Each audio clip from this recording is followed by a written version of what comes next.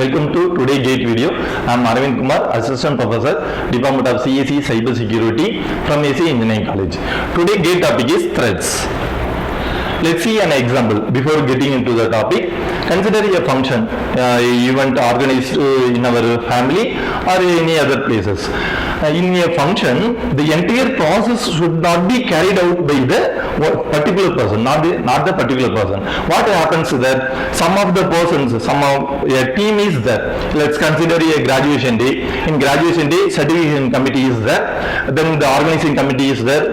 Hospitality committee is there. Like that. A process executing in the system has lot of threads. So a program consists of process. A program is a process, and the process has lot of threads. The thread helpful to the process to execute simultaneously. So if a thread is created in the sense, a thread will be helpful for the process to execute. Let's consider thread 1. So thread 1, then thread 2. These are the threads are used to execute the process. So process consists of a set of instruction to execute the program. So if a program need to execute in the sense, a thread has to be execute themselves. So these are the threads are helpful to execute the process. Then the process versus threads. The process has their own resources. Compared to process, the thread belongs to the process.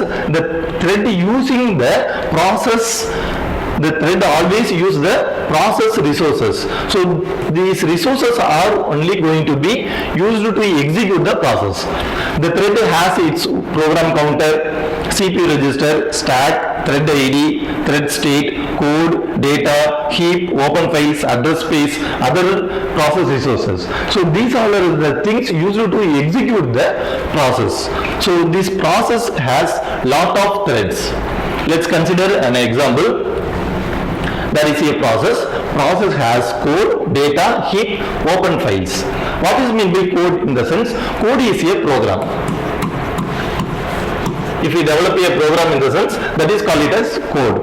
What is meant by code is the program has certain values, so that the values are called it as data. Then heap. Heap is a dynamic memory allocation. Dynamic memory. So a particular program is there. For that particular program, we can include some values, input, output. Those values are considered as data. That the values during the running time, the values are stored in a particular place. That the place is called it as heap. Then open files. For a particular process, if a particular process needed to execute means we needed to open some files, right? That the files is called it as open files. Then thread 1. Each thread has these three major topics. First one, program counter. What is meant by program counter? The program counter is having what is the instruction next needed to be executed.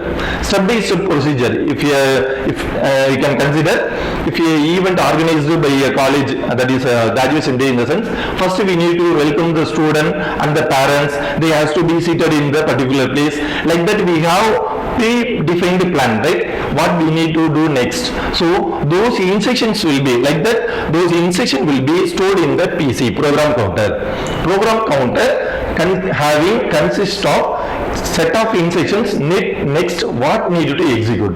Those instructions will be stored in the program counter. Next, registers. Registers is a temporary memory. In a temporary memory, your current execution, if you add A plus B equals C. So A and B, the values will be added and it will be stored into C, right? That the temporary value, that the value will be stored in the registers. So register is a temporary memory. Then stack. Stack is a function. Why we develop a program? In a program there is lot of functions, right? That the functions are called it as stack. In a function, local variables and declarations, initializations, those processes will be declared in the stack. So every thread, each thread has these three concepts: program counter, registers, stack. So without these, the program, the process or the thread will not be executed.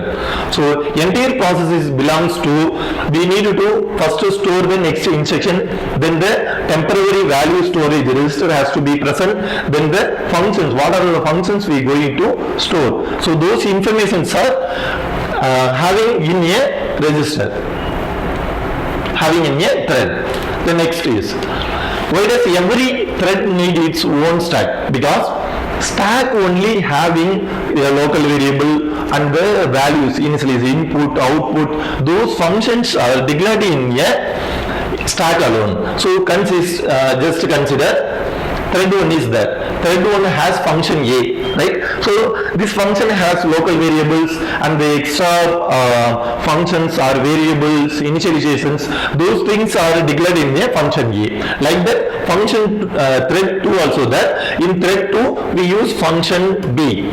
So function A and function B, they are having a individual identity also. Thread 1 executing a function A and thread 2 executing function B. Each function has local variables, return address and function call informations. Using these informations, a particular process will be executed. Next, process. Process has process will be divided into multiple threads. Thread 1, 2, 3, 4. For why we are going to divide a process in the sense, each thread has simultaneously executed and also the combined solution will be finally generated as a output. So thread 1 will helpful for to execute a particular process. So each process has, every process has multiple threads. So thread 1 used to execute particular task, then thread 2 used to execute particular task. So thread 1 has stack 1, that means function A and local variables. Like that, thread 2 is that thread 2 has function B and local variables. So every thread has its own execution context, because every thread has to be completed within a simulated time and also it will be helpful to execute the entire process also. If thread 1 stopped, in the sense the remaining thread also going to be stopped. That depends upon whether it is user thread or kernel thread. But the process need to execute, in the sense the entire process has to be completed. Let's consider an example, the previous example we seen, right? The graduation date. If one flow of execution is stopped, in the sense the entire process will be affected because of that. So each thread has to be executed in a particular time and the allocated time itself. The next one, why do threads share code, data and heap? The code and the heap, the code is a program that we going to create a program. Okay, code is a program and data is a values and heap is the memory. So each thread has to share these details, because all these are belongs to the process alone. So each thread 1 also need to access the program and the thread 2 also need to access the program and the data and the heap, because these are the common factors used in the process. So each and every thread has commonly sharing these things, code, data and the heap. So because common program is only there, even though we are going to split a thread 1, 2, 3, 4 like that, even though we are going to split, the entire process is same. So the entire process only going to split it into thread 1, 2, 3, 4, 6, etc. Okay. So the common program alone we are going to use, so that we need to commonly we need to access every thread, we need to access code, data and the heap. Then so this sharing makes communication between threads easily. Thread 1, if thread 1 completed one task, in the sense, then thread 2 started to initiated to do the work. So like that, thread 3, 4 number of threads will be execute the process. So all the thread output only finally generated as a final output of the process. So next topic is thread life cycle. Thread life cycle, like a human being, every thread has their own creation and the destruction also. So like a human being, like a living things, it also going to be created, then it also going to be ready, running, waiting, ready, then terminated. What these things? First we are going to see new. What is mean by new? The new thread going to be created here. So new thread creation. Creating a new thread is called it as new. The next one is after creating a thread, it is waiting for the CPU instruction. So once thread created in the sense, the thread has to be scheduled when it needed to execute and what kind of process is going to be executed. Like the things has to be defined. So those things assigning till the time the thread is waiting. So that the stage is called it as ready. So new in the sense the new thread will be created, then ready in the sense the thread after creation, before the execution, after the creation and before the execution, it is waiting to execute the process. So running in the sense during the execution. If a thread after waiting period, it going to be executed in the sense that the stage is called it as running. If the thread is completed the task, if we assign work to one person, like hospital you have to do, in the sense after the hospitality, the person is going to be relieved from the duties. Like that, if the process, if we assign the process has been completed in the thread in the sense that after the running stage, the thread is terminated after completing the work. So once the work is got completed in the sense that stage is called it as terminated. Then what is meant by waiting? In waiting stage, the thread has been blocked or waiting for the some inputs or outputs. So delay of generating the output or input for the delay of the input, the state is, the thread state is in waiting stage. In that stage, the thread has to be wait to get the input or generate the output. That the stage is called it as waiting. So during the waiting, the thread is in the ideal stage. Without executing or without terminating, the thread is in the ideal state. Once the respected input or the exact output has been generated in the sense, then the blocked state, that means waiting state, is moved into the next ready state. After ready state, it again follows the loop. Ready, again running, the process completed in the sense that the loop, the state is terminated. Otherwise, again waiting state. If due to some reasons, if it is blocked means, then again it is waiting state, again it is going to be ready state. So ready in the ready state, that will be waiting to execute for the CPU scheduling. The next is next question, gate question. First we are going to see a question. Let's consider a kernel thread. There is two types of threads: user-defined threads and kernel threads.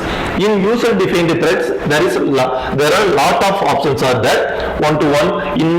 Generally in threads, there is one-to-one approach is there. Then one-to-many approach is there. So multiple to one. Then one-to-multiple also there. So let's consider a process contains 12 user level threads in a many-to-one model. How many kernel threads are required? Let's consider there is 12 user level threads are there. So 12 user level threads are there. So that the 12 user level threads has to be executed using the technique of many to one model. Many to one model in the sense many threads are there. That means 12 threads are there. All these threads has to be completed using the only one model. Only one model means kernel thread. So we need how many threads in this? So the output, how many kernel threads are required to complete this? The question itself we have answer, right? 12 user level threads and many to one model in the sense 12 threads are given and there is only one thread we have to create. So the answer is 1. So 12 threads, 12 user level threads are there. That the 12 user level threads are going to be executed by one kernel threads. The next is 12 user threads are there. the same question, the 12 user threads are there. All these threads are mapped to 4 kernel threads. So 4 kernel threads we have to include. So these 4 kernel threads has to be created. So total threads available is 12. So using 4 kernel threads we need to execute. So many to many concepts. Many to many concepts in the sense there is 12 threads. So 12, each 4 thread has 1 kernel thread. Like that we generated the sense 4 kernel thread required. So to execute the 12 user threads we need 4 kernel threads. This is called it as many to many concepts. Okay. The next one, one-to-one approach. In one-to-one approach, there is total of 12 user threads are there. We need to execute each thread into one-to-one model. One-to-one model in the sense every thread has needed to execute using 1 kernel thread. One user thread generated in the sense 1 kernel thread also needed to generate. That is called it as one-to-one approach. So 12 user threads are there. So we need to create 12 kernel threads to execute. So 12 user threads has to be executed using the 12 kernel threads. For first question,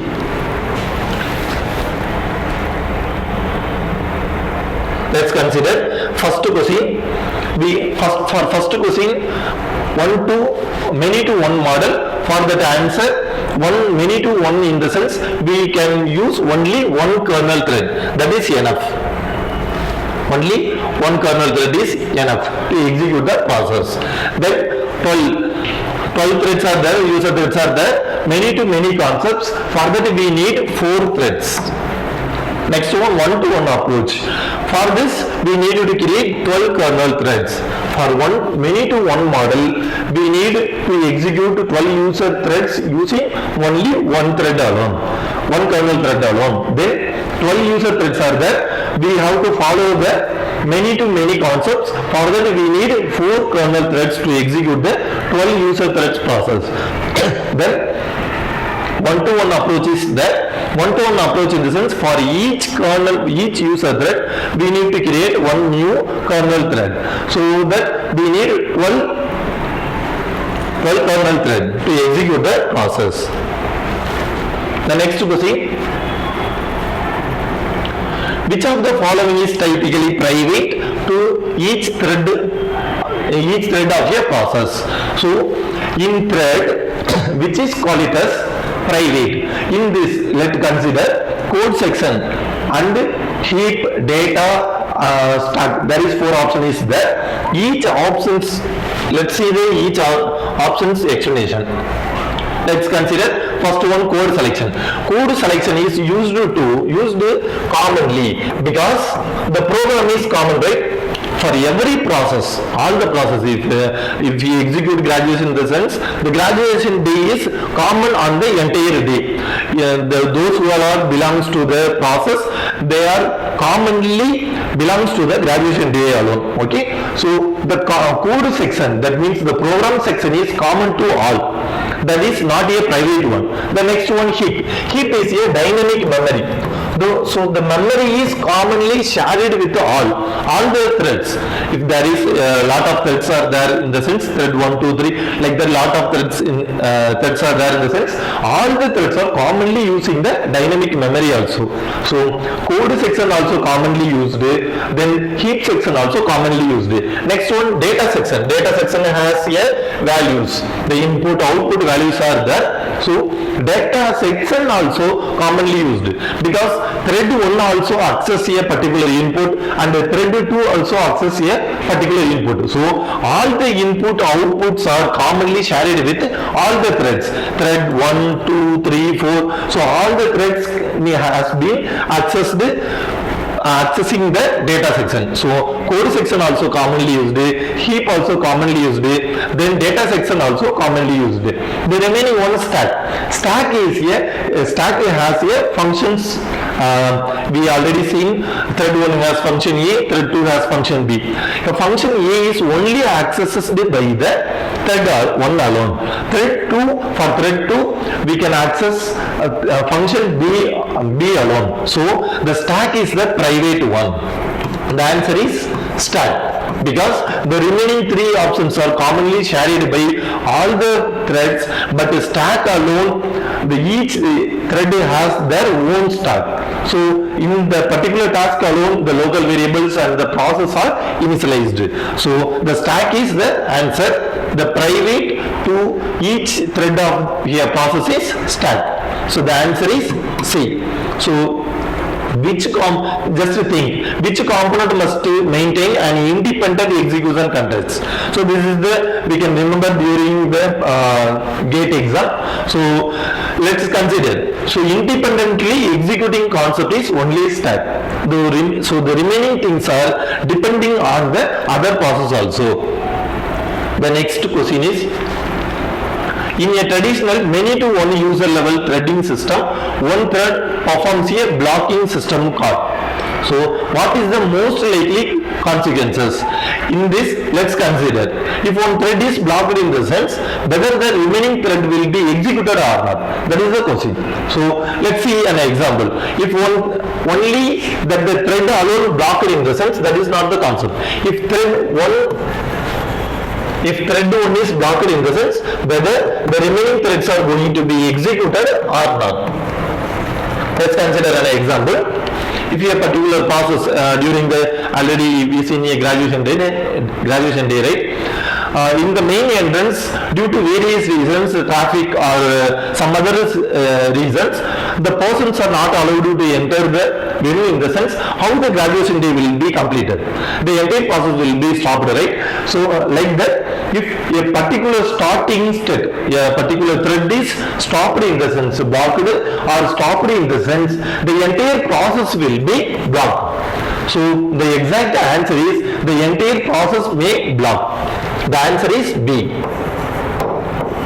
Because the only that thread blocks in the sense, thread 1 has to be thread 1 blocked in the sense, the remaining has to be executed. But the process is not like that. The third one is all processes in the system are blocked. All the processes in the system won't be going to be blocked, because in a particular college we know there is a lot of events have been conducted, right? So if a particular process stopped in the sense, it won't affect the other process. So all the process in the system blocked is wrong, because each process has multiple threads, so that we can all the processes are not blocked in the system. Then no thread is affected. Already we seen that blocking a system call, particular thread already blocked. So no thread is affected is a wrong answer. So the right one is the entire process may block. Thank you. The next topic will be continued in the next section. Thank you.